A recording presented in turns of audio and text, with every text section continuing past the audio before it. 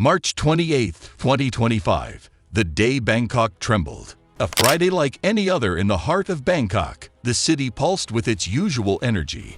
Tuk-tuks zigzagging through Sukhumvit's traffic, street vendors calling out to shoppers in Chatuchak market, and office workers grabbing quick lunches before heading back to their high-rises. It was routine. It was normal. Until 12:50 p.m. Then the earth roared. The quake that reached beyond borders.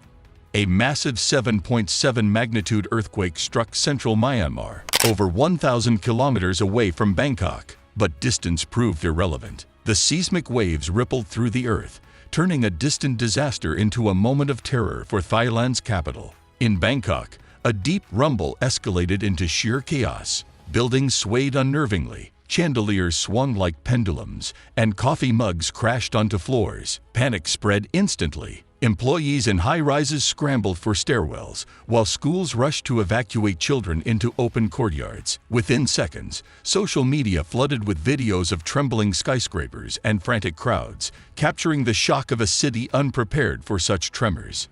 Though Bangkok is far from any major fault lines, its geological makeup made it highly vulnerable. The city sits on an ancient river composed of soft sediment, a foundation that intensifies seismic activity. Seismologists call this the basin effect, a phenomenon where earthquake waves slow down and amplify as they pass through loose ground, magnifying the shaking.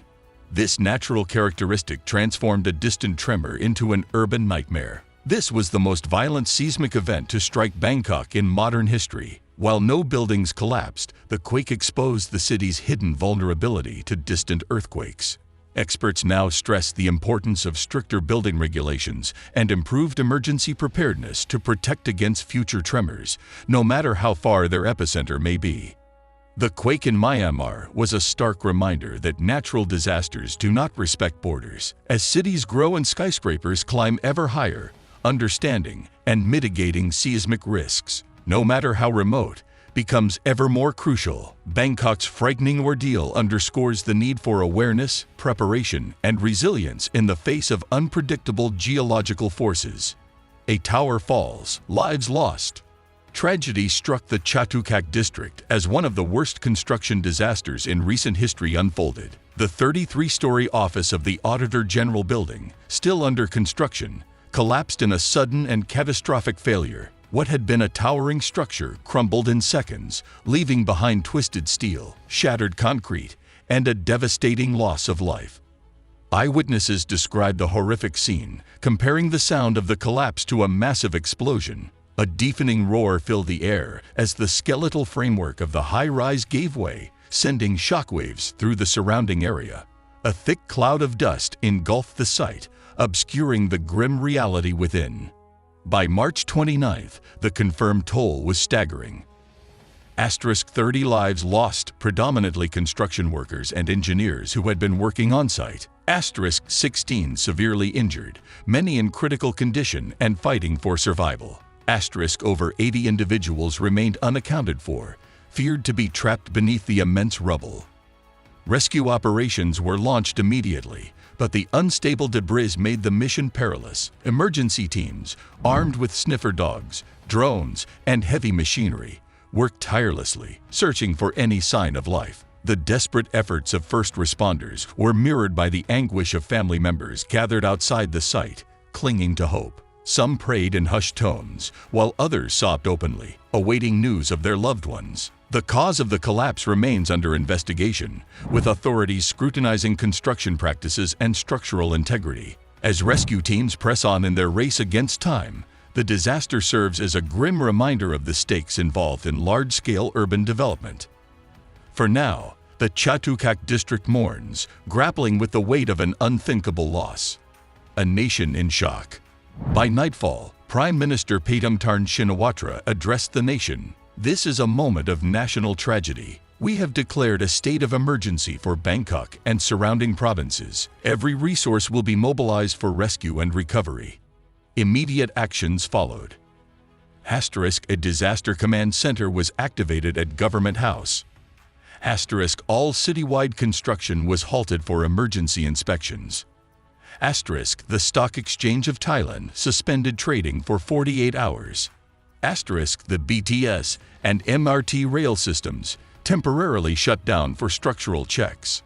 Across the city, 169 buildings reported structural damage, with 24 declared unsafe, roads cracked, bridges wavered, and the normally bustling Rama Ai Road was partially closed due to buckling pavement. The human response, Nam Jai in action. Despite the shock, Bangkokians responded with resilience. Parks, schools, and temples transformed into makeshift shelters. Volunteers distributed food, blankets, and medicine. Families took in the displaced. Celebrities and corporations donated generously. The Thai Red Cross mobilized medical teams to tend to those suffering from shock and minor injuries. Thailand's deep-rooted culture of Nam Jai, compassion, and selflessness was on full display. Myanmar, the true epicenter of disaster.